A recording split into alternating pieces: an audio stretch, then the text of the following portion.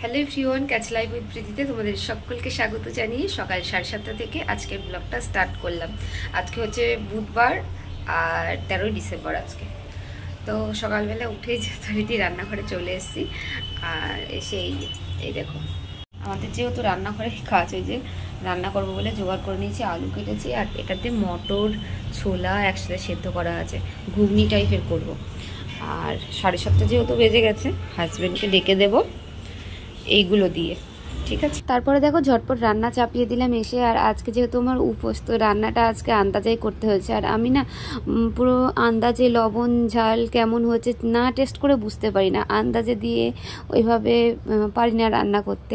তো সেই জন্য আজকে একটু ভয় ভয় করছিল রান্না করতে। আর এরকম সিচুয়েশান হয়েছে আগেও, তো সেইগুলো দিদি সামলিয়েছে, মানে দিদি দিয়েছে। আর ও অনেক দিন ধরে রান্না করতো, তো ওর একটা হাতের মাপ ছিল, আর আমার সেইভাবে হাতের মাপ এখনও তৈরি হয়নি। তো আজকে রান্নার ক্ষেত্রে আজকে হাজব্যান্ডের ওপরেই ভরসা করতে হচ্ছে, কারণ ওকে দিয়ে তরকারি টেস্ট করিয়ে পরে আবার লবণটা ঠিক করে দিয়েছিলাম। ঝাল তো আমি একটু কমই ব্যবহার করি, যার জন্য ঝাল নিয়ে সমস্যা নেই, সমস্যাটা হচ্ছে লবণ কম বেশি হয়ে যায় কিনা সেটা নিয়ে।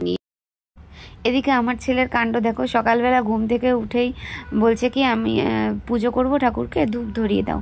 তো ধূপ ধরিয়ে দেখো ঠাকুরকে আরতি করছে। আর আসল কথা, কালকে যে ধূপকাঠিটা দেখিয়েছিলাম না, ওই ধূপকাঠিটা আনার পর থেকেই বলছে যে আমি ধূপ ধরিয়ে ঠাকুরকে পুজো দেবো। তো আমি বললাম যে আজকে আর দিতে হবে না বাবা, কালকে দিও। আরও সেই কথাটাই মাথার মধ্যে ঢুকিয়ে নিয়ে বসে আছে। আর ঘুম থেকে উঠেই প্রথম কথা আমি পুজো করব। তো সেই জন্যে আমিও আর বাধা দিলাম না, ভাবলাম যে ইচ্ছা হচ্ছে যখন করুক। আর আসল কথা, ও যেটা করে না মন থেকে করে, তো সেই জন্য আমি আর বাধা দিই না। তো বন্ধুরা, এখন সময় হয়েছে সকাল 10:30, ছেলেকে খাওয়াবো। আজকে তো আমার খাওয়ার কোনো ব্যাপার নেই, কারণ পুজো যতক্ষণ না হচ্ছে ততক্ষণ খাবো না। তো সকালবেলা শুধু চা খেয়েছি, বললো যে চা খাওয়া যাবে, আর এমনিতে কোনো উপোস কাপাসেও চা খাওয়া যায়, তো সেই জন্য চাটা খেয়েছি শুধু। আর এখন ছেলেকে খাওয়াবো। আজকে একটু দেরি হয়ে গেল, মানে আমার জন্যই দেরি হয়েছে, ভিডিও এডিট করছিলাম গতকালকে, সেই জন্য একটু দেরি হলো। দেখো ছেলের জন্য খাবার নিয়ে নিয়েছি, ঘুগনি আর রুটি, আর এখানে নিচ্ছি ভেজানো বাদাম। এই হচ্ছে ছেলেকে খাওয়াবো।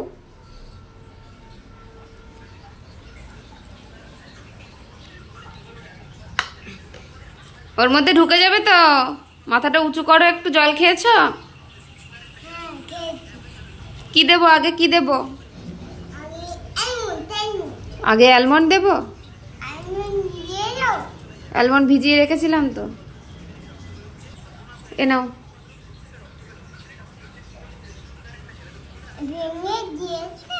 হ্যাঁ খাও এবার।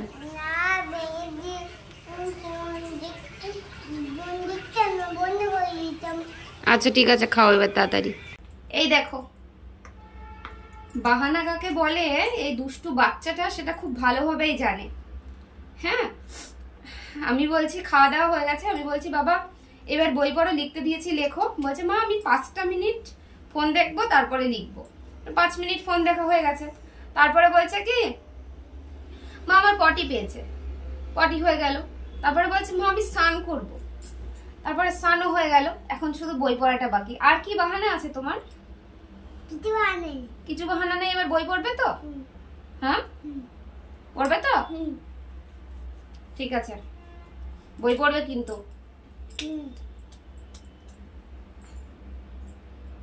কি করেছো? বেরোচ্ছেই তো না, লক করে দিয়েছো?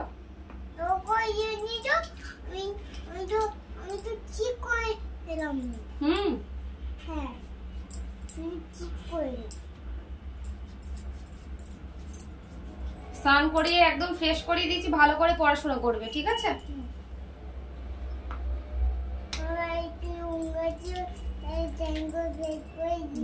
গায়ে নোংরা ছিল, ওর গায়ে নোংরা ছিল, স্নান করিয়ে ফ্রেশ হয়ে গেছে সব।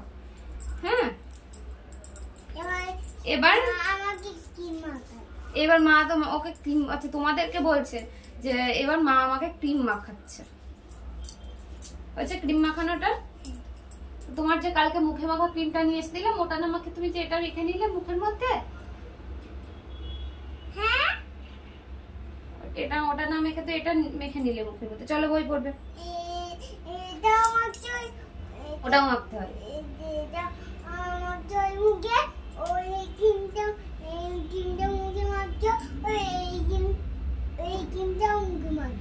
তাই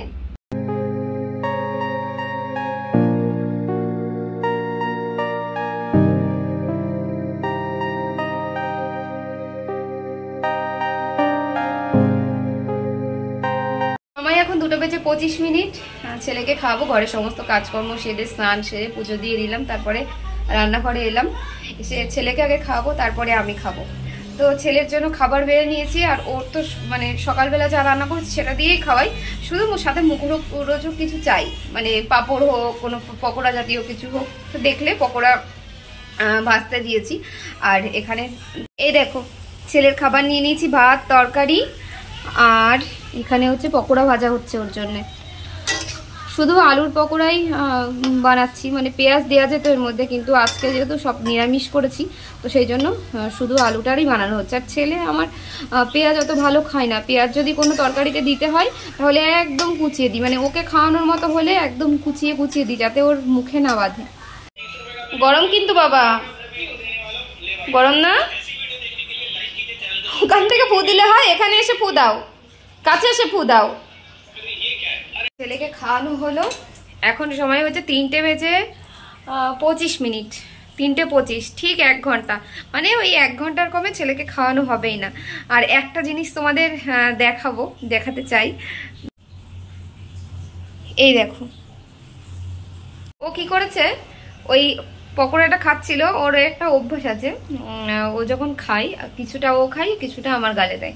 আজকে তো আমি খাবো না ওর সাথে সাথে, ওটা আমি ওকে বোঝাতে পারছি না যে বাবা আমি খাবো না, ও খাচ্ছে আর বারবার বলছে কি মা তুমি একটু খাও, তুমি একটু খাও। তো আমি বলছি তুমি রেখে দাও, আমি না খাই বাবা খাবে।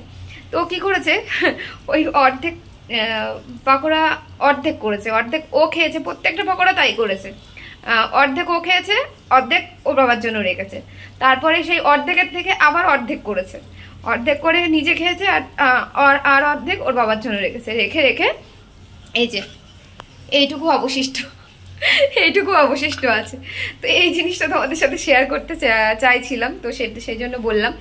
আর এখন আমাকে তো কিছু খেতে হবে, কারণ পেটে প্রচুর ছুঁচোই দৌড়োদৌড়ি শুরু করে দিয়েছে। আর এখন যদি না খাই তাহলে খিদে মরে যাবে আর খেতে পারবো না। তো শাশুড়িমা ফোন করে বললেন যে পুজো হয়ে গেছে, খেয়ে নাও। তো তখন আমি ছেলেকে খাওয়াচ্ছিলাম, তো সেই জন্য আর তখন আর খাইনি, বললাম যে ছেলেকে খাইনি তারপরে পরে খাও। তো আমাদের মধ্যে কি করে, ওই চিড়ে গালে দিয়ে যা খুশি খাওয়া যায়, শুধু সেদ্ধ চালের ভাত ছাড়া।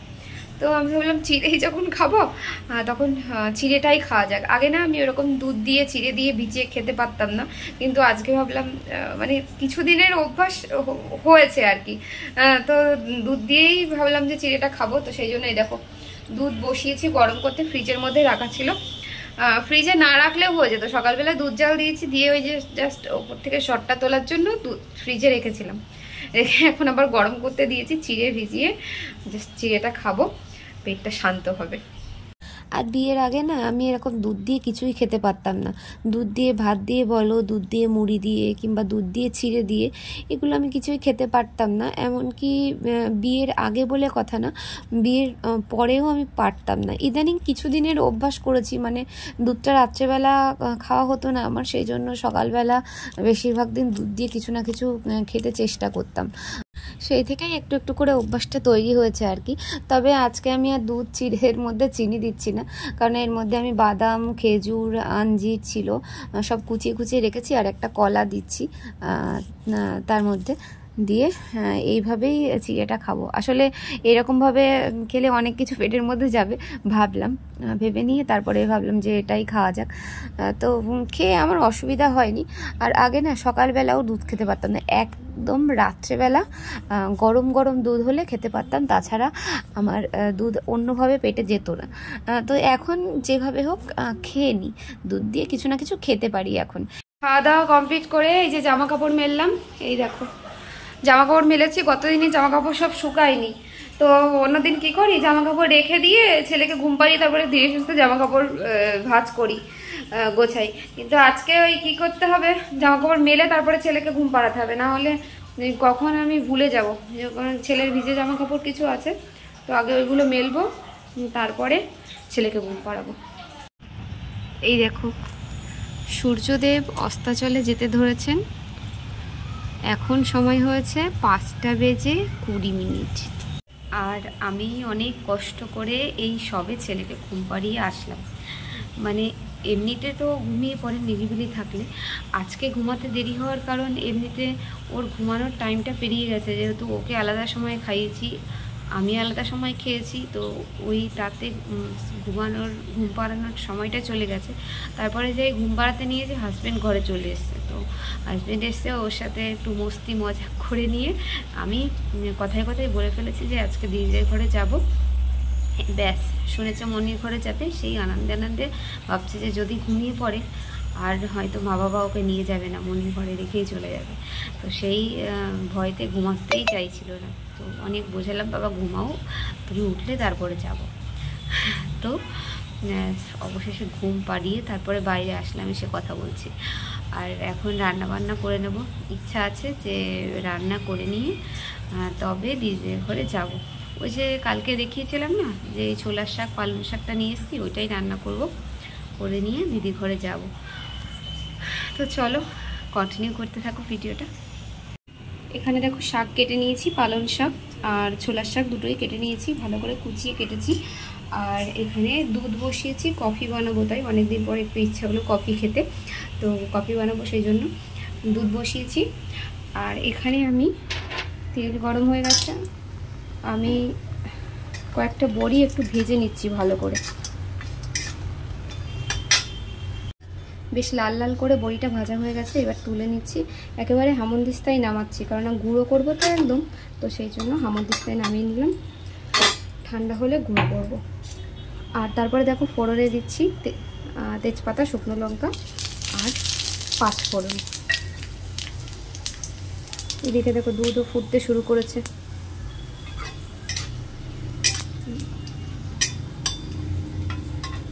কিছুক্ষণ ফোড়নটা হয়ে গেছে, এবার এর মধ্যে শাক দিয়ে দেবো। শাকটা ভাপিয়ে নিচ্ছি না, এরকমভাবে দিচ্ছি।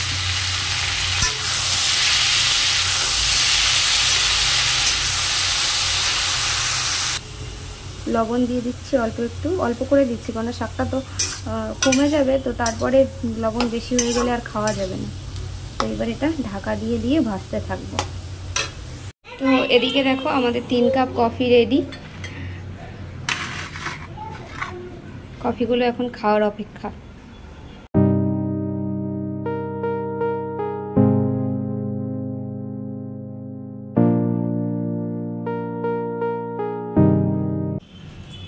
তো দেখো আপাতত শাক রান্না কমপ্লিট, আর পড়ে আছে দেখো এত বাসন চারিদিকে, তো এগুলো মাজবো, মেজে গুছিয়ে তারপরে দিদির ঘরের দিকে রওনা দেবো।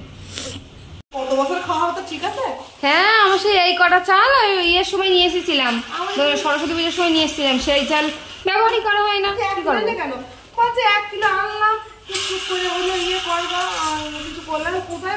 চাল দিয়ে কি করা হয়? আমাদের কি চালের পায়েস খাওয়া হয়? কিছু হয় না, চালের গুঁড়ো করে ফেলছে।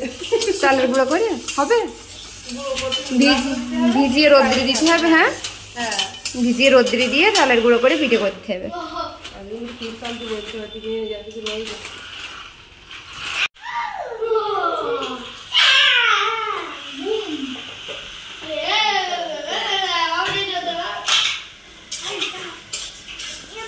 দিদি এদিকে রান্না করছিল, আমি বললাম যে আমি একটু হেল্প করে দিই, তো সেজন্য বেগুন কটা ভেজে নিচ্ছিলাম। আর আমার ছেলের আবার এসে বায়না হচ্ছে, মনি আমি তোমার ঘরে রুটি খাবো। এমনিতে তো দিদি খিচুড়ি বানাচ্ছে, তো দিদি বললো ও যখন রুটি খেতে চাইছে তো ওকে 2টো রুটি বানিয়ে দিতে। তো আমি বললাম যে বেগুনটা ভেজে নিই, তারপরে রুটিগুলো বানিয়ে দেবো। হ্যাঁ, আমার যে এই শুধু দেবী ঢেলবে কি করে, এইগুলো সহজ পদ্ধতি। আর ডেস্কিতে নামানোই লাগলো না। আমি ভাবছি বুঝি 1 ডেস্কি খিচুড়ি যেই ওর মধ্যে দেবে সেই তো একদম ছিটকে মিটকে পড়বে, আমি তাই ভাবছি। কালার এসেছে সুন্দর। এরকম দোকানে তো কিছুই দেয় না, সন্ধ্যাবেলার সময় সে না দেওয়ার মতো এটা ফুটিয়ে তারপর ঘি দিবে, তাই তো? ঘি দিয়ে নামিয়ে দেবো। ঘিটা গ্যাস বন্ধ করেই ঘি দেবো, দিয়ে এটা নামিয়ে দেবো। এবার সুন্দর কালার এসেছে। কালার আসবে। চলো দিদির ঘরে ডিনারের মেনু তোমাদের সাথে শেয়ার করি আজকে। প্রথমেই দেখাই শসা কেটে রেখেছি স্যালাডের জন্য, আর এখানে আছে খিচুড়ি।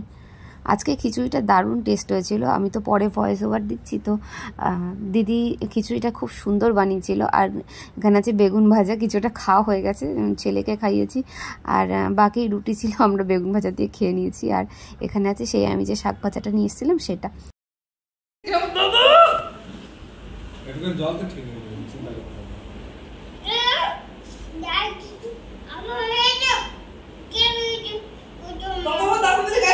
দাঁতের উপরে দাঁত দিয়ে কথা বলছো কেন? ভালো করে বলো, কি বলছো বোঝা যাচ্ছে না, ভালো করে বলো।